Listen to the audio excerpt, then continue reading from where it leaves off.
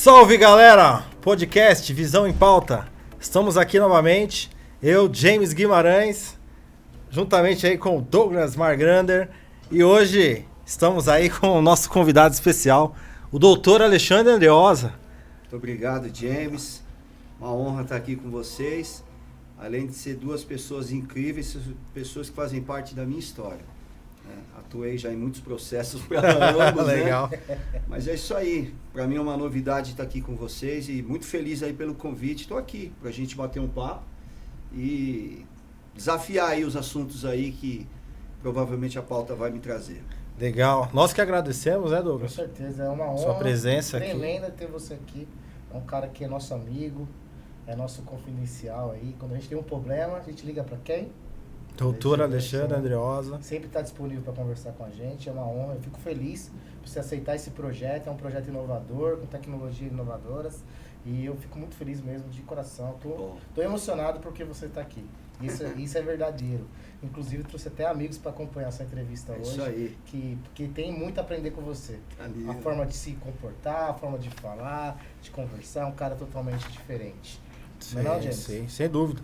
Eu gostaria de ler aqui para o nosso público aí, nós temos aí, só para o doutor saber, a gente tem 60 mil, praticamente 60 mil inscritos aí no nosso canal, do Instagram, né? Temos também aí 18 mil no TikTok, né? Você que está nos assistindo, curta, compartilhe, dê seu comentário, se precisar consultar também depois com o doutor Alexandre, nós vamos deixar aí, né, o contato no canal. É negócio. Vou ler um pouco aqui da biografia do doutor Alexandre, advogado, consultor, palestrante, professor de Direito no curso de pós-graduação Lato Sensu em Direito Tributário e Processo Tributário da Escola Paulista de Direito, EPD. Especialista em Direito Empresarial e Tributário, sócio administrador da Alexandre Andreosa, Sociedade de Advogados, membro do Conselho e Núcleo de Pesquisa em Direito Tributário da OAB de Santo André, ex-membro efetivo da Comissão de Direito Empresarial da OAB de Santo André, né? E mais algumas atualizações que ele vai passar aí durante o nosso podcast. Tem nada. Mas é isso aí, pessoal. Eu acho que o currículo é uma coisa hoje em dia, né, que dentro do meu ponto de vista profissional, eu cresci numa geração que era prescrito, a ideia é o seguinte: filho, vai estudar, fazer uma faculdade, que você vai ter alguma coisa, né? Hoje em dia essa realidade da universidade é muito diferente. Nós vamos conversar sobre esse tema, acredito eu, né? Sobre questões de empregabilidade, de atuações na área, coisas que às vezes não só o currículo, só o currículo não atende, né? Eu não costumo muito prescrever essa ideia do currículo, mas sim das ações que eu posso promover como advogado, como profissional, e trazer o resultado e o benefício que aquela pessoa às vezes tem, né? Descobri no longo da minha carreira que muitos amigos ou colegas que se definiam ali como profissionais do direito tinham um grande título, né? Um grande currículo. Mas na empreitada da vida acadêmica, uma coisa, na empreitada profissional, deixava a desejar. É diferente, né? E vocês sabem melhor do que eu, de que essas questões aí que envolvem profissionalismo, não adianta só o curso técnico. Né? Não Você, é como engenheiro, se presta só ter o título de engenharia? Não, tem que começar desde o Senai, ter uma base. E você tem que ter a prática. Tem que ter a prática. Você tem que ter o cliente, você vai ter que ter, né, todo esse arcabouço aí de negócios aí para você poder experimentar e entregar os resultados. Caso contrário, é um mero título na parede. Você começou com quantos anos, assim, entrou no direito, e o que você fazia antes da sua história na advocacia? Bom, é o seguinte, eu tinha em torno de 16 anos quando eu perdi meu pai, né? E aí surgiu a seguinte questão e dúvida dentro de casa. Minha mãe, ela me abordou e depois de alguns dias do falecimento do meu pai, e ela chegou para mim e disse assim: filho, eu acho que nós vamos ter que fazer o tal de inventário. Foi bem assim mesmo que ela me disse. Eu tinha uma ideia muito superficial do que é inventário, porque quando você tem uma certa ignorância sobre um determinado tema, você começa a traduzir algumas coisas por conotações. Por exemplo, meu filho hoje ele entende o que é Coca-Cola, não porque ele sabe ler, mas porque visivelmente nós produzimos o termo, Coca-Cola, fala, né? Som, e ele gravou aquela imagem e aquela marca, né? E eu tinha uma ideia de inventário muito parecida. Eu meio que fazia uma ligação entre inventário com advogado ou patrimônio, mas eu não sabia como exercer esse procedimento, qual o custo, a contratação, quem seria, qual tipo de matéria que envolveria o direito ao qual eu iria buscar, né? Se era um advogado trabalhista, um tributarista, um advogado empresarial ou civilista. Eu não tinha essas noções, muito bem. Passado alguns dias, eu tomei a iniciativa, peguei o ônibus, ali com 16 para 17 anos, e fui até o centro de Santo André. Chegando lá, eu me deparei com o calçadão da Oliveira Lima, que ali você tem dezenas e dezenas de advogados constituídos naqueles andares de algumas salas comerciais. Sim. E com aquele símbolo da balança de Temes, né, que é a balança da justiça, com o nome, né, do advogado e ali os serviços que esse advogado então presta: civil, trabalhista, criminal. E ali, observando que ali seria talvez o meu caminho para ter uma consulta, subi uma dessas escadas e aí me deparei com uma secretária que falou: o que o senhor precisa? E aí eu disse assim: olha, é que meu pai morreu e minha mãe falou que a gente precisa fazer o tal de inventário. E aí, nesse determinado momento, o que me surgiu ali? Surgiu uma grande dúvida, porque essa jovem que me atendeu, ela me atendeu de forma muito mal. E quando ela me colocou na sala do advogado, o advogado em nenhum momento ele chegou para mim e ele teve ali um trato técnico ou expositivo sobre o tema, ou que mesmo que ele viesse me dizer assim: olha, vou cobrar uma consulta. Ele simplesmente me abordou dizendo o seguinte: quais são os bens que seu pai tem? Eu tive um sentimento ali de que ele já estava ali me perseguindo no aspecto financeiro. Eu não tenho problema do advogado, eu trabalho veemente para, né, tentar ali abastecer minha família ali com as riquezas que eu trago, o meu escritório, minha vida e daqueles que, né, estão comigo me ajudando ali semanalmente, diariamente e anualmente. Mas assim, eu acho que quando o cliente chega no escritório com problema, a primeira coisa que ele tem é um sentimento de dor. Ninguém entra num escritório de advocacia com 2 milhões querendo investir. Então, só para a gente entender, então essa sua primeira expectativa foi negativa? Totalmente negativa. Eu tive uma experiência negativa, o advogado me tratou extremamente mal. Eu saí dali com um sentimento muito ruim e ali procurando um segundo advogado, né, esse exerceu ali a cobrança de uma consulta e eu logo paguei e ele também não me deu nenhum esclarecimento sobre o que era o inventário. Como proceder? Na verdade, você qual o tempo? Eu né? queria buscar um entendimento. Se eu estou pagando para isso, né? E eu também saí dali com esse sentimento. Falei, poxa, paguei para esse segundo, não tive o entendimento e saí frustrado com uma sensação de que eu rasguei o dinheiro. E numa situação, à época, que me faltava dinheiro. E com o terceiro advogado, ali já em algumas horas, eu tive uma ideia de que existiam muitos maus profissionais. Ou aqueles profissionais que atendiam pessoas como eu, não podiam entregar aquilo que eu preciso.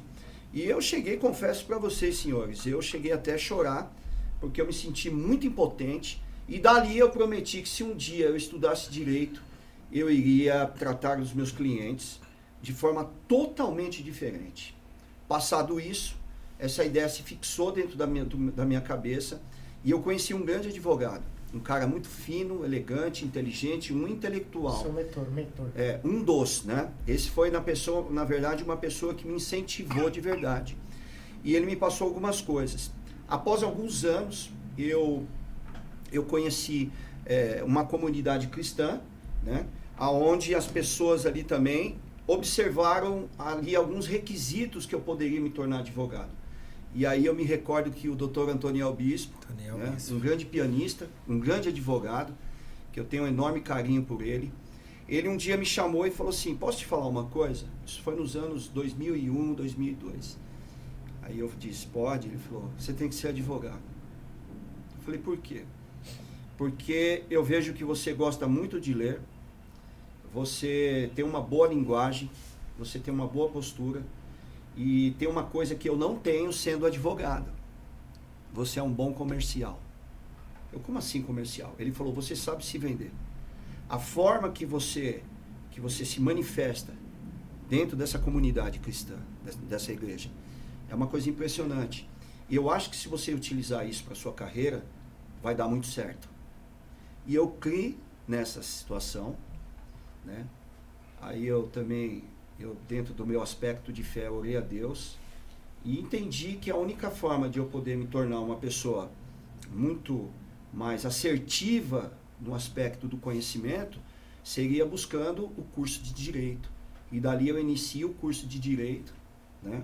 Abandono toda a minha profissão, a qual eu exercia, né? Qual que era a sua profissão anterior? Eu iniciei aos 14 anos, né? Fiz Senai, de eletricista de autos. Ali eu tinha uma paixão por veículos, né? Continuei estudando no Senai, né? Mecânica, engenharia automobilística, mas de forma bem pequena, alguns traços, algumas pinceladas da engenharia mecânica. Mas eu era um aficionado, eu colecionava revistas de carros, dava manutenção nos meus próprios veículos e, dado momento, eu senti a necessidade de montar o meu negócio, ao qual você foi cliente meu. Tinha uma oficina mecânica, né? Tinha uma oficina mecânica e trabalhei muito bem, era um grande mecânico. E olha que coisa interessante, eu falo isso sempre para os meus advogados no escritório.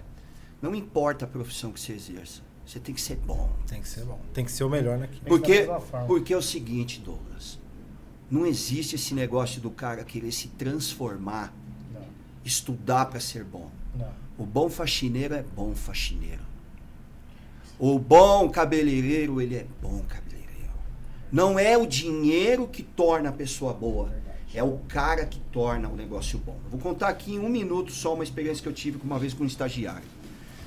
Estagiário de direito é assim, ele cai para dentro do seu escritório, ele quer fazer petição, recurso, ele quer fazer milhão de instrumento, ele quer colocar terno, ele quer entrar, ele quer fazer acontecer.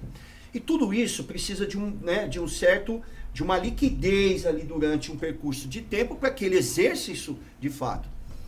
E ele começou a trabalhar ali dentro e chegando num determinado mês fazendo as coisas mais administrativas.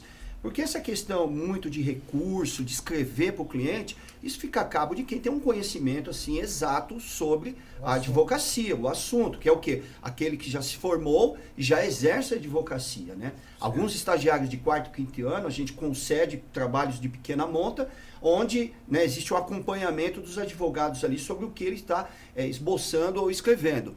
E aí, James, olha que coisa interessante. Esse estagiário chegou para mim e falou assim, um dia, ele começou pilhadão. Chegou depois ali de uns 2, 3 meses, ele começou Caiu a curva. Aí eu chamei ele, percebi isso, sendo um gestor nato, você sabe disso. Sei. Que eu sempre coordenei grupos de pessoas na minha antiga oficina. Eu cheguei a ter 15 funcionários. Então eu sempre lidei com o público e com funcionário. Então eu já vinha com uma bagagem de conhecimento como lidar, né? E aí cheguei num determinado momento, abordei esse rapaz, chamei na minha sala de reunião, disse para ele assim, vem cá, senta aqui. O que está acontecendo? Ele, acontecendo o quê, doutor? Eu falei, não, fala comigo. Papo aqui é reto. Se entrega. Se abre, né? Papo aqui é reto. Emocionalmente. Papo aqui é reto, você me conhece. É isso mesmo, tem que ser assim. Não é porque eu sou aqui o dono do escritório, o advogado responsável, que você tem que ficar com o milindre. Conversa comigo. Aí ele, não, é que eu tô meio triste, porque eu achei que eu ia chegar aqui, ia começar a produzir coisas. Eu falei, tá, mas existe todo um processo de maturação para que você se envolva. Tem pessoas que estão 2 anos aqui fazendo algumas coisas para depois chegar, né?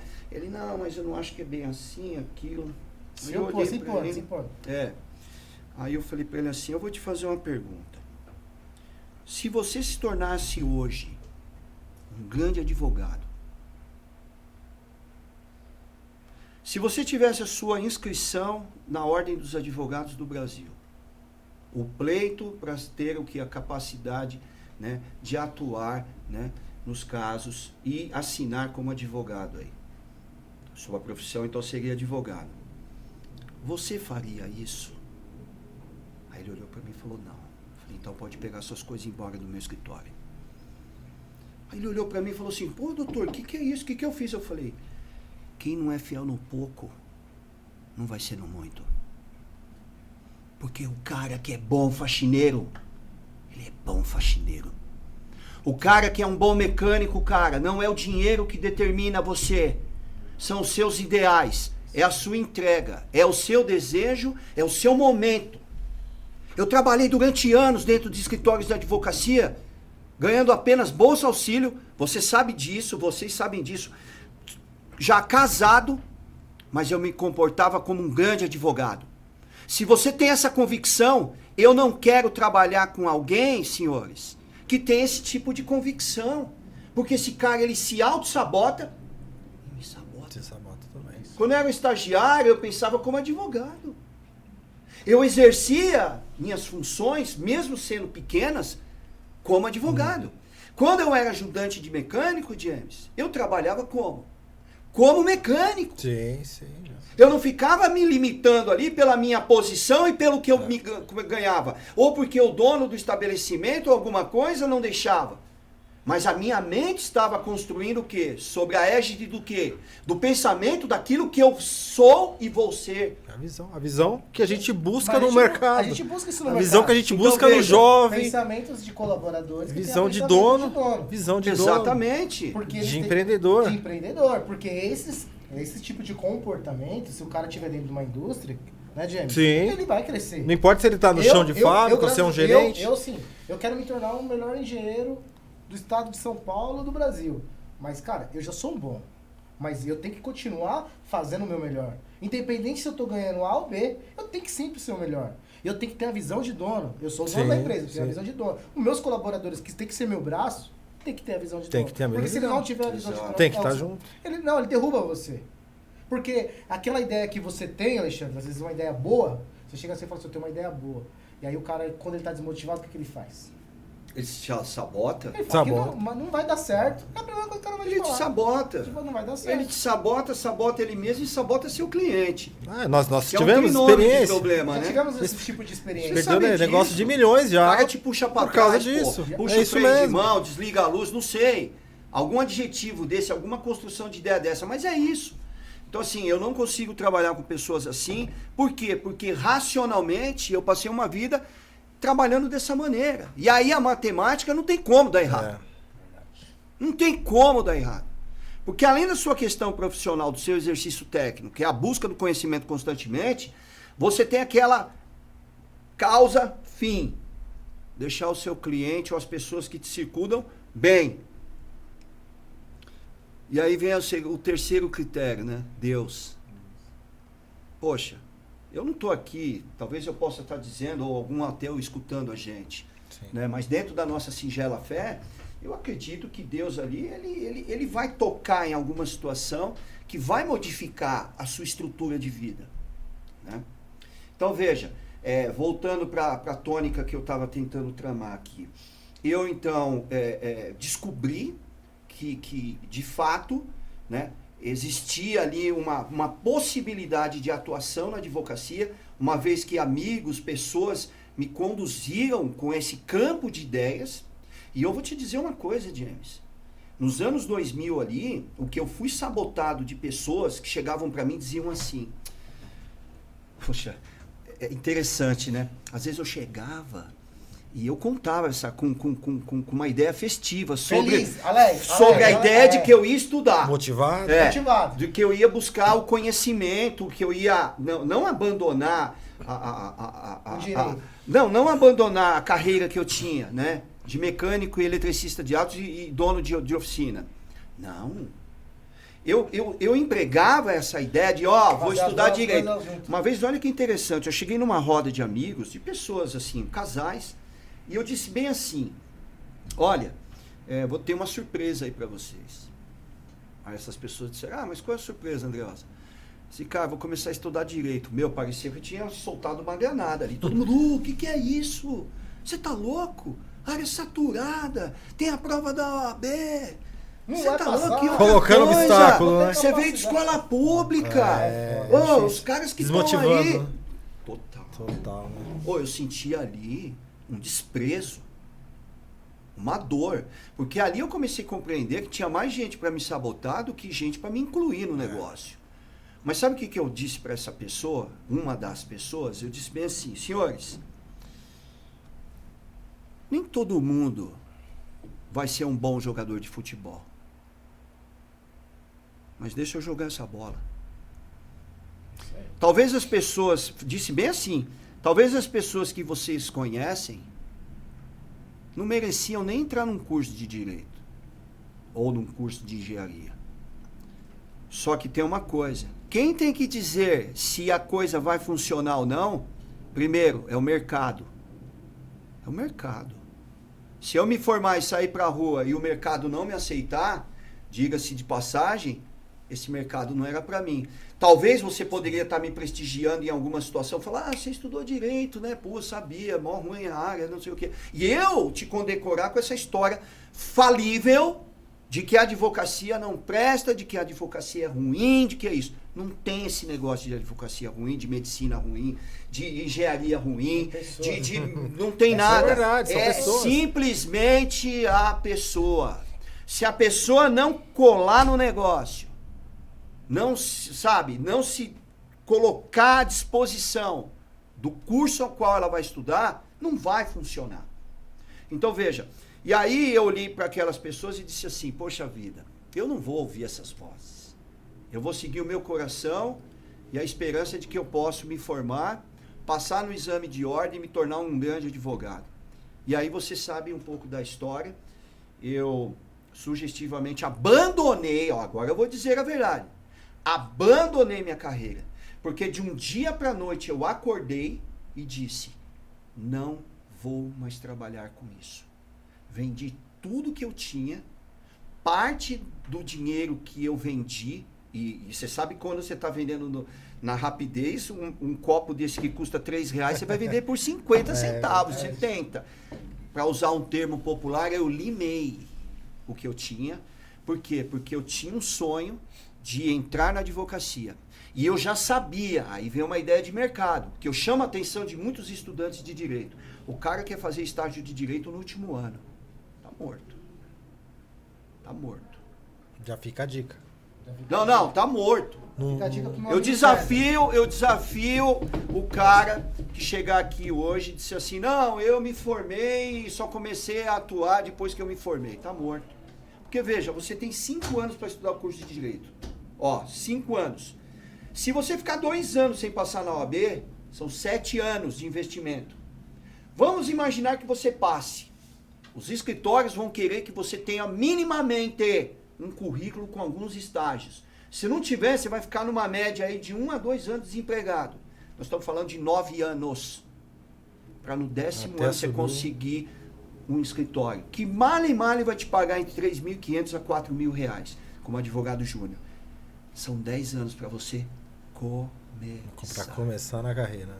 Então veja. Fala para essa câmera aqui, para os jovens que estão fazendo direito. Senhores, renunciem tudo que tem. De trabalho, cargo, qualquer coisa. Porque você vai entrar no mercado extremamente competitivo. E se você não tiver uma escolha correta dentro da advocacia, no 5º ano, vai ser muito difícil você conseguir o seu efetivo na carreira. Isso é verdade. Eu entrei no 1º ano no curso de Direito. Eu me tornei estagiário de uma advogada que chama Patrícia Vitória Arazans, uma tributarista aqui de Santo André. Fui ser estagiário dela, trabalhei com ela, foi 6 meses. Depois desses 6 meses eu saí dela, fui trabalhar com um juiz, quer dizer, um ex-juiz de direito lá na Paulista. Aí sim que eu encontrei o meu mentor, que foi o Dr. Rubens Moreno, que me transformou e eu fiquei 7 anos com ele. Uma pergunta, quando você começou a fazer a faculdade de Direito, a gente percebe que você fala muito bem, né? Sim, é um cara sim. que, não é porque é um amigo, mas você se impõe muito bem. A oratória é muito Para as pessoas que são tímidas, que tem essa dificuldade, porque eu acho que quando você vai defender qualquer coisa na frente de um juiz, não é tão simples falar. Eu acho que, e tem pessoas que têm a timidez, mas tem uma capacidade de conhecimento muito grande, que às vezes é tremenda, conhece aquilo lá. O que você sugeriria para essas pessoas que estão fazendo direito? Existe algum curso, existe alguma linha de raciocínio que elas pode perder essa timidez, que ela pode evoluir nesse aporte? Olha, eu vou tentar aqui trazer algumas experiências, né? Você já se congelou? Travou, né? Já deu uma Tá no travadinha, momento ali. deu uma Já dei, travadinha. isso é natural. É. Isso Você é já muito errou? natural. Alexandre, você já errou? Já errei bastante. Opa! Então, assim, o que acontece? Geralmente o estudante de direito, ele vê um filme, né? Uma série, e ali ele fala, nossa, eu quero ser advogado. Gostei, né? Gostei. Nossa, eu quero ser. Mas a primeira coisa que ele tem que fazer, igual o Platão diz nos livros dele, quer te conhecer, olhe para ti mesmo. Você precisa olhar para você e falar assim, se eu fosse um advogado, eu seria como este advogado? Uma autoanálise. Há uma necessidade da gente fazer uma autoanálise. Então, Qual é o problema? Né? Você tem que ter uma referência. Você pegar uma referência. Qual é o grande problema do ser humano? Eu conheço cantores que não cantam absolutamente nada, mas na cabeça dele ele é o cara que é o top de linha. Tem. Você sabe disso. Sim. Então, o que eu quero dizer é o seguinte, a primeira análise que o cara tem que fazer é o seguinte, né? Eu sou uma pessoa tímida. Ele pode operacionalizar dentro do ramo do direito, né, áreas aonde ele vai se tornar um grande operacional. Porque o que falta no direito são pessoas que escrevem bem. Não só que falem bem. Tem erro de caligrafia? Pessoas que... Tem, natural. Que você cata alguma petição. Natural. Meu Deus. Eu vou dizer para vocês, tem estagiários que fazem entrevistas em meu escritório que não sabem formatar no Word. Não conhecem de informática. Não conhece o Office. Que é o básico. E qual que é o problema desse cidadão? Às vezes eu nem culpo ele, eu culpo as políticas públicas. Porque os governos populistas, eles criaram uma ideia na mente, no consciente do cidadão, de que obrigatoriamente, para ser alguém, tem que ter uma universidade. Isso é uma falácia. Isso é uma mentira. Isso não denota riqueza de verdade. Porque você pode ser uma pessoa muito bem-sucedida costurando. Sim. Concordo. Sendo um grande artesão. Concordo plenamente. Então se vendeu essa ideia de que para você ser uma pessoa bem-sucedida, você tem que ir para a universidade. E aí vocês vão dizer, Alexandre, mas espera aí, você está dizendo, você está sendo contraditório porque você fez uma universidade e se tornou um advogado bem-sucedido. Sim, mas eu era bem-sucedido quando eu era mecânico. Porque eu era um cara que eu tinha uma loja com 15 funcionários e um faturamento que muito se assemelha aos meus 3, 4 primeiros anos de advocacia. Que eu me recordo muito bem que uma vez eu peguei a minha pasta, onde estava ali meu livro diário da minha oficina, e o que eu percebi? Os meus ganhos de 2001, 2099, que o real não teve uma mudança exponencial, se assemelhava muito com os meus 2, 3 primeiros anos de advocacia. E aí eu tive a seguinte ideia, Douglas. Poxa, e se esse negócio aqui estagnar? Tava melhor lá atrás. Tava melhor arrumar carro. Tava melhor arrumar carro, que era uma paixão minha. Fiz toda essa engenharia de tempo, dor, investimento, lágrimas, investimento. Noite sem dormir. Para ter o mesmo resultado que já era pronto. Então, senhores, penso eu o seguinte. Fala aqui, Fala pra pode ele. Falar direto, pode falar direto. O que eu penso dentro dessa mística aí, né? O estudante de direito, ele tem que ter uma autoanálise. Quais são a área que ele vai querer atuar?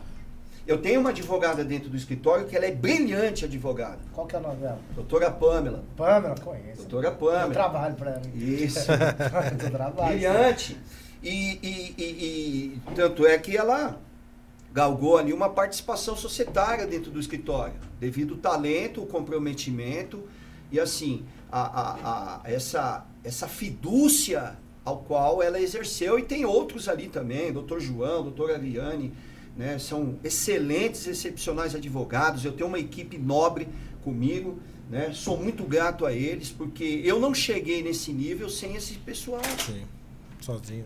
Eu sempre falo isso daí. É fato que se todo mundo ir embora, ok, eu vou continuar, porque a máquina gira em torno dessa engrenagem aqui, Alexandre Andreosa, mas vai dificultar a minha vida? Vai me dificultar? Sim, vai me dificultar, porque ali eu tenho uma história de amor, de carinho, de respeito, de união. Vocês são uma família lá. É uma família o escritório. A gente tem ali a discussão de pesares familiares. E onde você outras fica coisas. localizado o escritório? O escritório fica localizado em São Bernardo do Campo, né, na rua José Versolato, 111. Né, nós temos ali um conjunto de salas, atendemos a área tributária, que é onde eu sou especialista, a área societária também. A rede social, e-mail, qual que é? Instagram. Quero falar com o Alexandre, gostei da live, gostei do podcast. Quero seguir o Alexandre no Instagram. Quero seguir o Alexandre no Instagram. Qual tem que é alguma coisa que eu tenho dúvida. Até quero trabalhar com o Alexandre, de repente. Rede social Alexandre Andreosa, vai me achar no Facebook, LinkedIn, é o meu nome, né? Se jogar lá, o site hoje não está funcionando, porque a gente está fazendo uma pequena reforma lá para melhoria. Mas basicamente é isso, né? O cliente tem atendimento lá num canal do WhatsApp e diretamente comigo. Essas são as questões. Mas... Uma pergunta, Alexandre. Quando você determinou que você queria para uma área dentro da parte jurídica, você escolheu porque você era um cara que se adaptava a falar bem? Ou você escolheu porque você falou, puta, aqui é um caminho financeiro que não... Vou explicar por quê. Esse é um problema do estudante de direito e de muitos advogados formados. Eles estão dentro do direito, mas não sabem por que estão. A primeira lógica que eu compreendi no direito não é essa ideia de justiça. Isso é uma ideia muito genérica, né? Essa ideia de justiça. Eu fui para a ideia para salvar os meninos que só tinham uma perna. Né? Eu não vim para o direito para... Não, eu vim para o direito porque eu compreendi dentro do mercado de que existia ali um problema engendrado pelo sistema. Quando eu era empresário, eu tinha um problema. Se você falar para mim assim, o problema era trabalhista, não, porque eu tinha um bom relacionamento. Por Sim. mais que alguns funcionários eu não denotava o registro na carteira, mas era uma coisa de comum acordo. Sim. Porque até alguns deles ali também chegavam, não, eu tenho uma empresa no meu nome, mas eu gostaria de trabalhar aqui sem registro. É uma coisa muito personalíssima. Era um freelancer, né? Um Ficava freelancer, coisa nesse sentido. Às vezes eu contratava algumas pessoas porque eu fechava um contrato grande, Sim. precisava ali de algum bico, mas era ali, pagava e vamos embora. O que eu percebi no mercado? Eu sabia da legislação trabalhista, eu sabia da legislação criminal, porque eu vim de um bairro de periferia, escutava sempre... Né? Já andava com... O pessoal já falando de não, porque o mano lá não sei o que, o artigo 121, tá lá. Você desenrolava.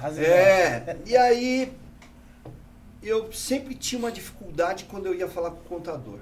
Porque ele me mandava as guias para pagar imposto. Eita, chora no imposto. Chora. Todo mundo chora. Chora porque o imposto... Só que eu ficava perguntando para ele, mas por que eu tenho que pagar isso? E o contador também falava, você tem que pagar porque você é empresário.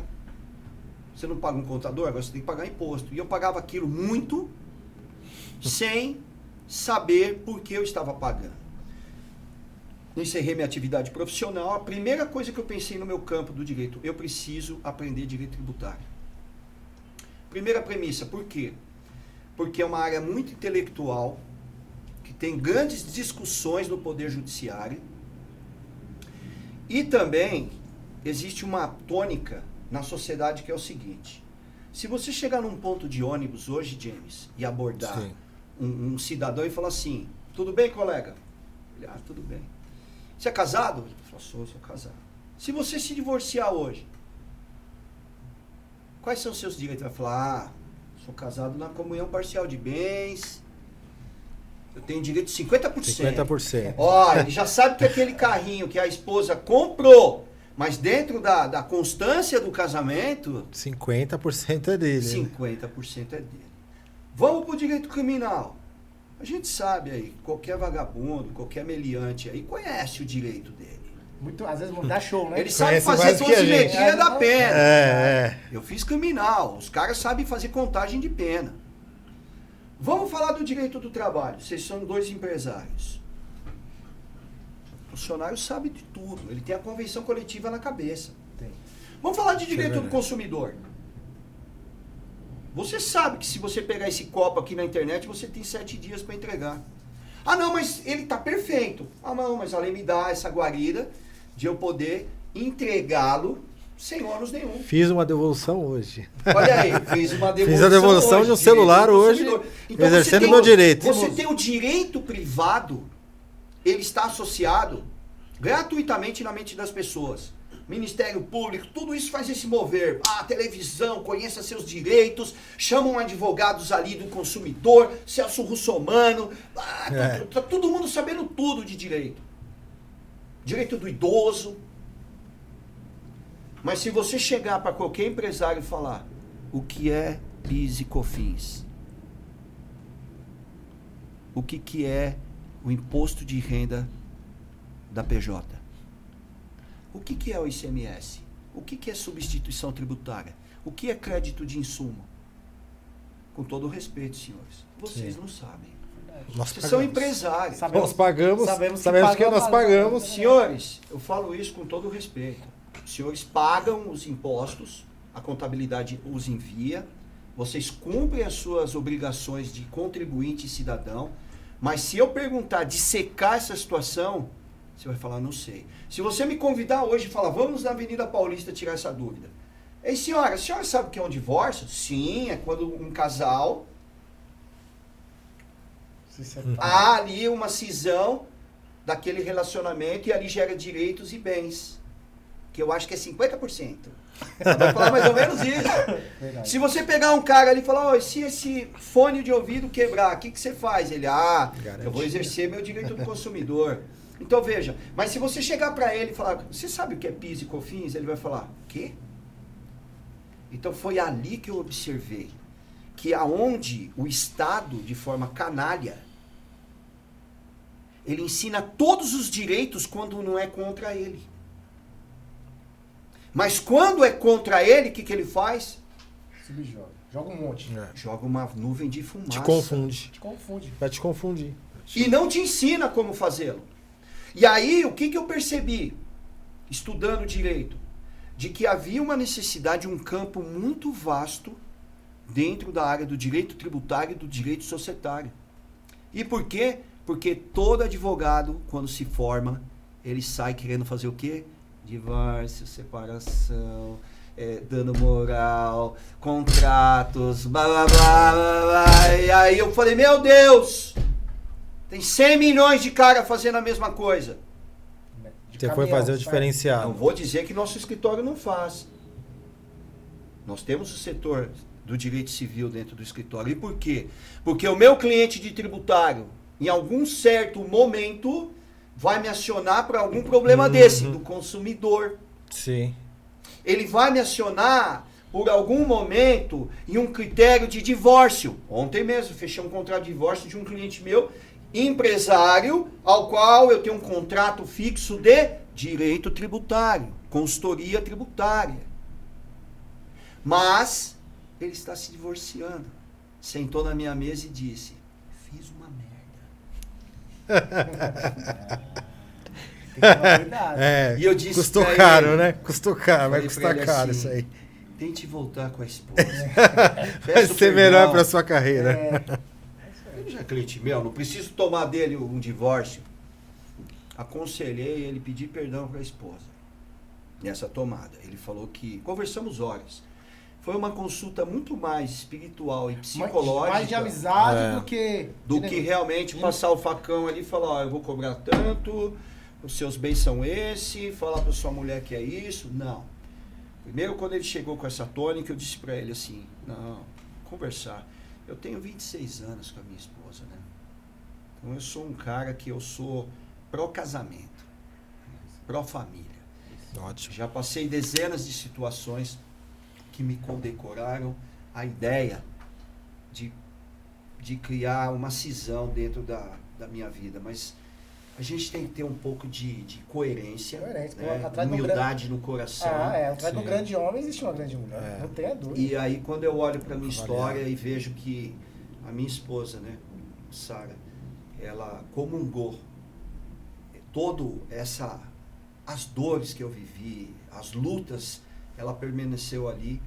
Eu digo, não, eu acho que eu tenho que mudar as minhas ideias aqui nesses minutos e conservar aquilo que necessariamente, né, eu prestigiei de bom.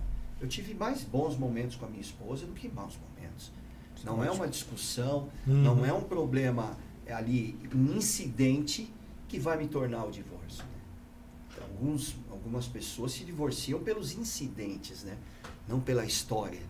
E os incidentes, acredito eu, que em algumas situações, eu acho que o bom diálogo, a humildade e o recuo torna aquilo manifestadamente, né, que se exaure, né? Mas muitas pessoas não têm essa coisa na cabeça e acabam indo para o conflito direto e esse conflito gera o divórcio, né? Mas enfim, então eu acho que a minha carreira ela se deu sobre essa observação de mercado. E eu vi que necessariamente o Estado corrói o ser humano. Fazer uma pergunta, já que você falou que o Estado é uma máquina pública de mentira. Também concordo plenamente. Por que não tem uma reforma tributária transparente, que a gente possa enxergar, nós como os empresários, podemos enxergar? Porque eles falam assim, a gente vai fazer uma reforma tributária, a gente vai criar um imposto único, que eu acho que é mentira. Que aí você vai mandar lá o valor X. Mas, cara, por que a gente não paga menos do que paga, vai pagar mais numa reforma tributária, sabendo que o que está acontecendo com os empresários é a falência. É a falência geral das empresas, a quebradeira, né? O governo é um funcionário seu, fixo, mensal ali, que não te gera nada, só custo. Que isso é uma falácia. Entendeu? É uma construção que a democracia criou na mente das pessoas de que ele é um funcionário, que não é. Não é? Não é história. É história. Entendeu? Aí, pregam essas coisas aí, de que o servidor, o nome servidor público, ele é um serviente dali pro cidadão. Chega lá no balcão e pede alguma coisa para ele. O cara vai desculachar. São poucos servidores públicos que tem ali. Por que a gente não tem essa transparência, Alexandre? Você acha que o que na verdade é o seguinte, a reforma tributária, vai haver a reforma. Porque toda vez que o professor Paulo de Barros de Carvalho, ele fala o seguinte, se você mudar uma vírgula, é uma reforma. Né? Se você mudar algum aspecto dessa mesa, é uma reforma. Tá? Então vamos imaginar que essa mesa ela está deteriorada. E qual é o termo que eu vou usar? Vamos reformar? O que seria? Acrescentar coisas para que ela torne melhor. Essa é uma premissa, né? Eu uso até essa alegoria para a gente poder, né, trazer o seguinte, uma ideia melhor sobre reforma. A reforma vai existir? Vai existir a reforma tributária. Agora, penso eu que não é uma reforma para o contribuinte, mas sim uma reforma de poder.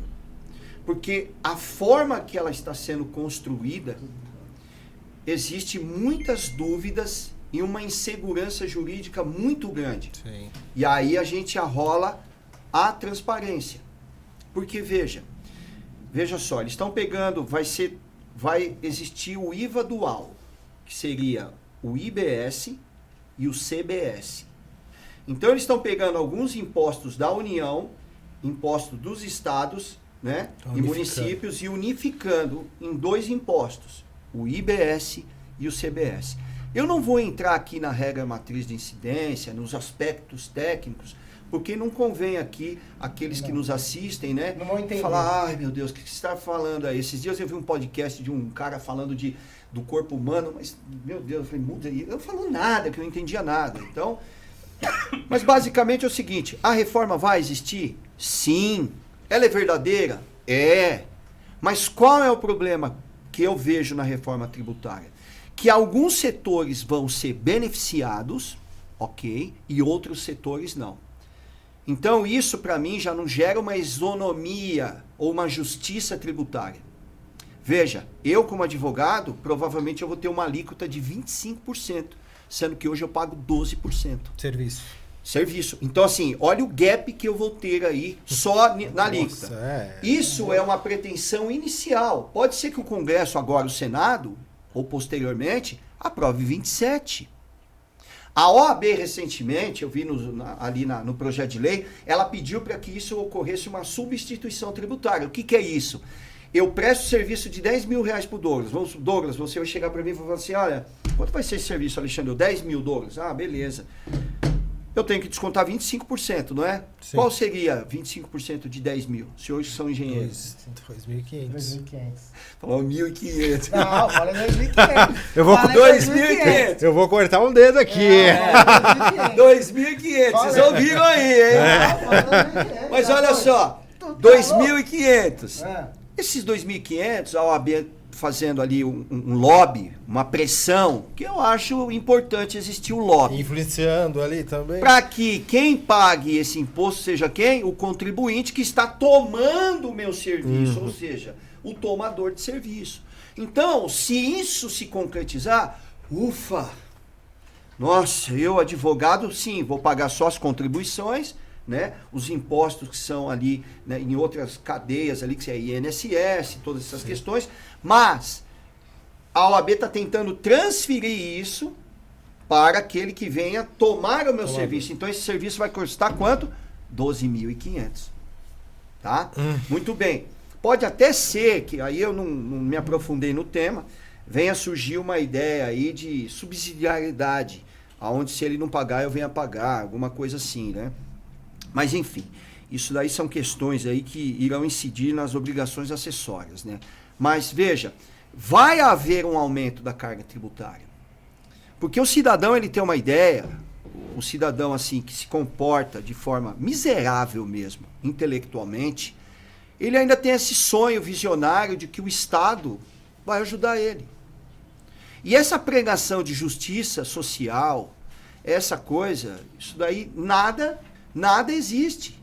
Por quê? Porque, na verdade, eu entendo que a reforma tributária, ela aumentando a carga tributária, porque existe uma tônica de mais arrecadação, eu vou conseguir distribuir melhor isso para os pobres. É mentira. É mentira. O Brasil, ele bate recordes de arrecadação todo ano. E olha como é que a gente vive.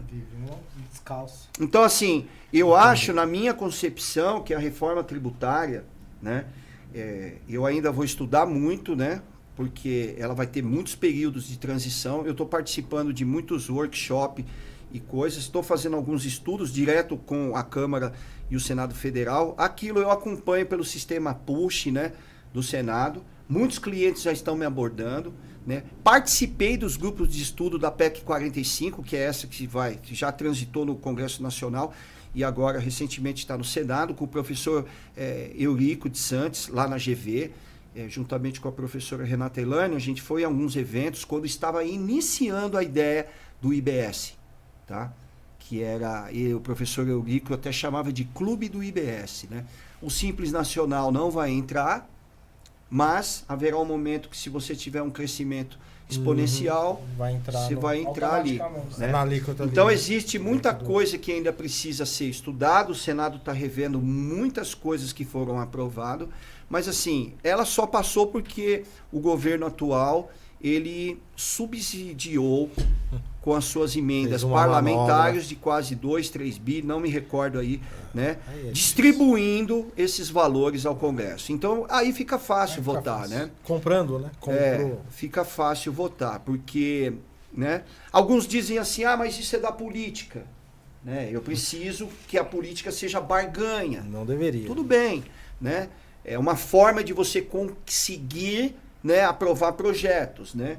Mas eu acho que foi assim, a reforma tributária, ela foi aprovada sem o debate daqueles que realmente conhecem do direito tributário. Vou citar alguns nomes aqui que estão fora desses debates, né? O professor Ives Gandra, que é um dos maiores, assim, estudantes e emérito professor de gerações, né? Leram os livros dele. Ele está fora. Não foi consultado, né? Roque Antônio Carrasa está fora, professor Paulo de Barros de Carvalho, que são, né? O professor Humberto Ávila, que é um professor que eu estudo muitos livros dele, professor Humberto Ávila, né? Que tem, assim, hoje, para mim, um dos maiores tributaristas que tem no Brasil, é o professor Humberto Ávila, pela riqueza, né, dali que ele tem instituído nos seus livros, dezenas e dezenas de outros, né, professores. Eu digo até os professores que eu conheço lá da própria Escola Paulista de Direito, a qual a professora Renata Elane Silva é coordenadora, que ela poderia também estar participando desse debate. Então, veja, você tem ali ministros, pessoas que são de uma profunda lisura e do conhecimento sobre a matéria, não estão. E está na mão de quem? Do Antônio do Alagoas, legislativo, deputado. Quem é o Antônio do Alagoas? Vocês entenderam? Então, assim, no Brasil, existe essa coisa aí, de quem aprova é quem não conhece. E aí quem conhece, assiste, quem não aprova. Entendeu? E dentro desse contexto, assim, Alexandre, você acha que, falando um pouquinho de empregabilidade, você acha que a gente, como empresário, a gente vai ter dificuldade para crescer, contratar? O que os jovens que estão nos ouvindo aí no LinkedIn, das plataformas, o que eles podem esperar no futuro de amanhã? Olha, eu vou trazer 3 situações aqui, ou 4, que a gente pode esperar do amanhã. Né? A primeira delas, o amanhã é muito incerto. Essa é uma premissa básica. Por mais que o ser humano ele consiga desenhar o que seria o futuro, eu tenho uma visão do que vai ser a reforma tributária. Porque eu conheço o sistema antigo, estou estudando o sistema moderno e comparando. Sim. Mas veja, senhores, existirá uma discussão muito profunda nos órgãos superiores, nas instâncias superiores, tal como o STJ e o STF, sobre esse novo sistema tributário. Pode ser que todo esse sistema tributário venha a cair diante de inconstitucionalidades. E aí? E dentro dessa premissa até melhorar o sistema depois. Tá? Pode ser que a questão de empregabilidade ela tenha uma modificação muito grande sobre o aspecto do quê? Do próprio ser. Hoje o mercado ele está muito mais volátil do que antigamente.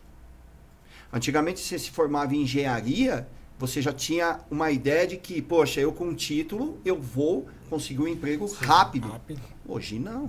Você pode ser PH em engenharia. Vai trabalhar de Você vai meter o currículo de baixo e vai camelar. Então, assim, mudou o cenário. Agora, o que eu vejo de empregabilidade, na minha visão, como advogado que atua dentro do mercado, está dentro das empresas, esse é o meu ponto de vista. É de que o destaque daquele que realmente procura um emprego, seja num escalonamento menor ou num escalonamento maior das carreiras, é a entrega do resultado. Já foi a época. Já foi a época. Ah, qual é o seu? Onde você estudou? Ah, estudei na PUC, no Mackenzie, na USP, blá, blá, blá. Pra mim já era isso daí. Eu costumo falar que o melhor já era. não é o melhor aluno. Não. Eu tenho um exemplo de mim. É o que o Alexandre falou, não é só o título. Olha só, eu tive experiências no meu escritório que foi mais ou menos assim. Eu não vou falar o nome da universidade. Ah, qual universidade? X. Uma universidade pífia. Uhum. Dentro desse modal sistema que diz quem é bom e quem não é.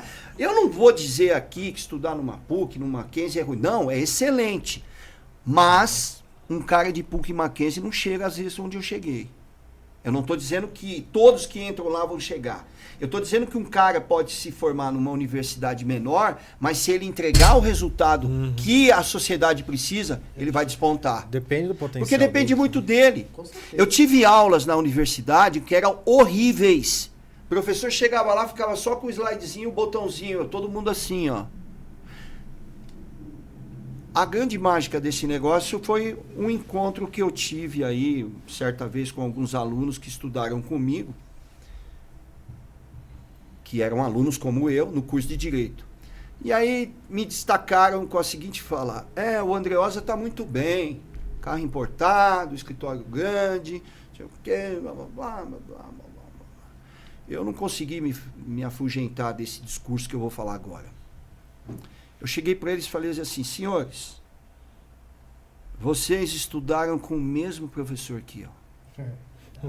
Vocês estudaram no mesmo horário que eu. Vocês pagaram a mesma mensalidade que eu. Pasmem, alguns eram bolsistas. Tiveram um facility melhor. Vocês estiveram no mesmo tempo que eu. Talvez com condições sociais melhores do que eu. Quem foi que fez a diferença? Quem foi que correu melhor? Quem foi que competiu melhor? Por isso que eu digo, não é a universidade, é as ideias. É o contágio de pessoas, é o network que você constrói. Exato. É porque eu penso, não sei se você concorda, não sei se o James também concorda. Não é desmerecendo, mas vencedor tem que andar com pessoas que pensam como vencedor. Exato. No ramo empresarial, na conquista, ter uma visão diferente, eu entendo que você tem que andar com pessoas vencedoras. E tem que ter visões vencedoras. E opção vencedoras. Alexandre conhece muito bem, tempo, na minha história, sabe? 20 anos de mim. Se a gente não correr atrás, né, não, Alexandre? Como que faz? Exato. Pessoal, gostaria de só anunciar aqui um dos nossos patrocinadores, Clínica Faciale, a doutora Naomi Matos, fica aqui no Business Plaza. Então, agradecemos aí por patrocinar aí o podcast Visão em Pauta. E também aí vamos estar passando aí pro doutor Alexandre. Deixa eu falar um negócio aqui. Esse brinde. Vou falar porque acho que se eu não patrocinar ela, eu quero. Pode ir lá, falar que viu no podcast, 30% em qualquer tratamento. Olha o sorriso, mostra o sorriso. A dona desse sorriso. Obrigado. Não, e eu vou lá conhecê-la pessoalmente, porque eu vou dizer aqui, doutora, muito obrigado pelo seu brinde, tá? Eu confesso que eu vou prestigiá-la aí, né, fazendo um orçamento, e vou indicar algumas pessoas, porque antes de vocês me darem esse brinde, vocês já se manifestaram aí acerca do trabalho dela e convencidamente eu tenho que ir lá, né? Com certeza. Porque eu não tenho nenhum dentista. E o resultado é visível, né, Alexandre? Olha esse sorriso. Olha esse sorriso. Muito obrigado, hein? É seu. Aqui, É seu. Tá. Agradecemos também aí a Ótica Zita Park, o nosso amigo Anderson, por estar patrocinando. Posso quebrar esse também? Posso quebrar esse? 50% em qualquer armação, se for lá. Pode falar que viu no podcast do Douglas, 50%. Também queremos aí mais um patrocinador, que é a Termovibra, a Engeconf, a qual está patrocinando aí. Aí eu tenho que falar da Termovibra, né? Fala um pouco aí, Douglas, da Termovibra. O CEO sou eu, com muito prazer, né? E a gente estamos em crescimento. O projeto do podcast é através da Termovibra, da Engeconf, para a gente trazer CEOs, pessoas importantes para que a gente consiga desenvolver tecnicamente, tanto nós como empresa, né? Sim, aprender claro. com os CEOs, com as pessoas vencedoras e transmitir o quê? Para os jovens, para as pessoas que estão chegando hoje, essa informação, que eles possam crescer profissionalmente, que eles possam verificar as coisas positivas que a gente vai trazer. Informações boas, inteligentes, é aqui no podcast. Quais são as áreas de atuação da Termovibra, da Engeconf? Então, o VIP, ela gerencia a parte de manutenção industrial, gerencia toda a parte de engenharia, cálculo de custo da empresa, tudo que você precisar, pode chamar. Engeconf, engenharia, a gente está com a gente. E outra, detalhe, a gente tem um apoio jurídico, né? Se a gente não conseguir, a gente não conseguir, onde a gente vai? Alexandre, tô com um probleminha aqui, o cliente é assim e precisa nos ajudar. Né, contratos. Posso contar com você. Poxa, tamo junto, que nem diz a rapaziada, né? Tá bom. Alexandre, aproveitando um pouco que você estava falando, eu queria saber como que é o dia a dia, o seu dia a dia de um advogado de sucesso. Nós sabemos aí, graças a Deus, né, você venceu na vida, né, continua vencendo.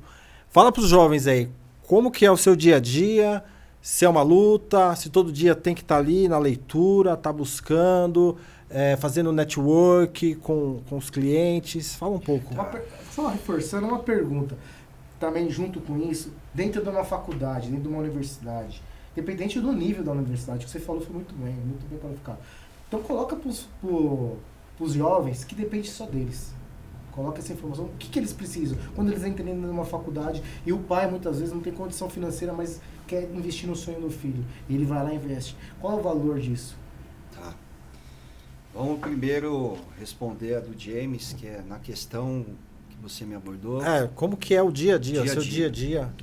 Vou falar rapidamente do dia a dia, entrar nesse tema aí da responsabilidade da pessoa sobre os seus próprios atos, que é chamada autorresponsabilidade. Vamos lá.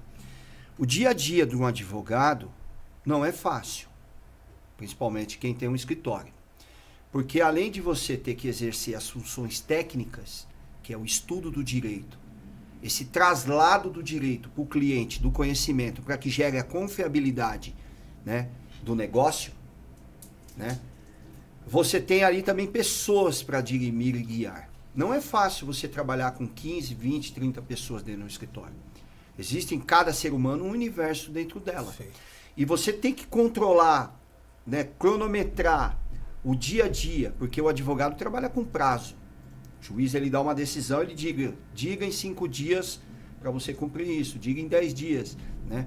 Vocês talvez já receberam citações e você sabe disso, que é a carta de citação, que o juiz ele determina ali um prazo de 15 dias, 10 dias, seja lá o que for, para que se cumpra. Então o dia a dia é extremamente tenso, Não é algo que você vê nos filmes, aquela alegria, aquela imponência, não. Os dias são realmente colacionados com muita atenção, muita cobrança. Há uma competitividade muito grande. Por quê? Porque quando o cliente ele busca você com um problema, ele busca com um problema emocional e ele busca com um problema técnico, ao qual ele desafia você para pacificar o problema dele. Então não é simplesmente ali ele está te trazendo um problema e ele vai dormir. Não, ele coloca durante aquelas semanas, aqueles meses, todo o seu peso emocional dentro daquilo que outrora você constituiu como objeto de solução. Então veja, antes de eu vir aqui para o podcast, eu estava numa reunião em Santos de uma transportadora que tem quase 140 caminhões. E qual era o drama deles? O último contador faleceu e aquele que assumiu a contabilidade, em um mês, renunciou o mandato que tinha ali, como procurador contábil daquela empresa. E a toque de caixa, a empresa desesperada, porque dia 5 temos folha de pagamento. Ó, isso é só uma questão. Tem a questão fiscal, a questão dos impostos, as obrigações acessórias. A empresa estava desesperada, me ligou, falou, doutor, pelo amor de Deus, desce aqui para o terminal de carga, nós precisamos fazer uma reunião urgente e, por favor, me arrume um contador de confiança. E, claro, ali com os anos que a gente tem de advocacia, a gente acaba ali criando vínculos de profissionais que conseguem ali dar uma resposta para aquele. Então, veja, é uma correria constante. Às vezes eu acordo 5 da manhã e paro meia-noite.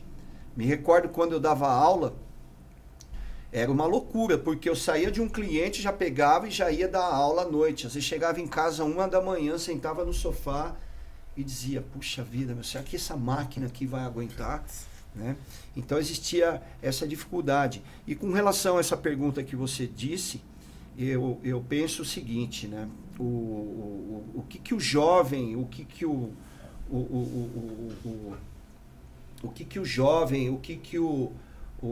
esse aspirante da universidade ou que estava atrás de um curso técnico, de um trabalho, alguma coisa. Primeiro que eu não sou o exemplo 100% para todos.